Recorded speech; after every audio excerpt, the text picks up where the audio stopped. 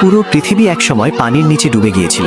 পৃথিবীর মানুষজন যখন মহান আল্লাহকে ভুলে গিয়ে নানান পাপ কাজে জড়িয়ে পড়ল, তখন আল্লাহ পাক প্রথম রাসূল হিসেবে পাঠালেন হযরত নূহ আলাইহিস সালামকে। তিনি অবিশ্বাসী জাতিকে টানা 950 বছর ধরে ইসলামের দাওয়াত দিলেন, কিন্তু মানুষজন ঈমান না এনে বরং তাকে উপহাস করত, মারধর করত ও নানানভাবে অপমান করত।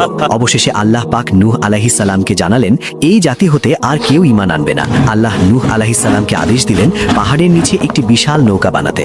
লোকেরা তখন উপহাস করে নূহ আলাইহিস সালামকে বলতেন, তোমার নৌকা কি পাহাড়ে চলবে?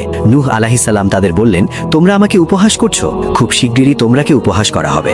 একদিন মহান আল্লাহর প্রতিশ্রুত সময় এসে গেল। পৃথিবী ফেটে পানি বের হলো, আকাশ উন্মুক্ত হয়ে বৃষ্টি নামলো, বিশাল ঢেউ সকল নাস্তিকদেরকে গ্রাস করতে শুরু করলো। আল্লাহ নূহ আলাইহিস সালামকে বললেন, প্রতিটি প্রাণীর জোড়া জোড়া এবং ঈমানদারদেরকে নৌকায় তুলে নাও। এমন সময় তার নিজের ছেলে নৌকায় না উঠে কাফিরদের সাথে পাহাড়ে উঠতে চাইল, আর এক বিশাল ঢেউ এসে তাকে ডুবিয়ে নিল।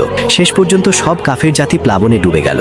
মহাপ্লাবন থামার পর নৌকা থামলো জুদ্দি নামক এক পাহাড়ে। নূহ আলাইহিস সালাম তখন মাথা তুলে বললেন, সকল প্রশংসা মহান আল্লাহ এর, যিনি আমাদেরকে জালিম সম্প্রদায় হতে রক্ষা করলেন। সুবহানাল্লাহ।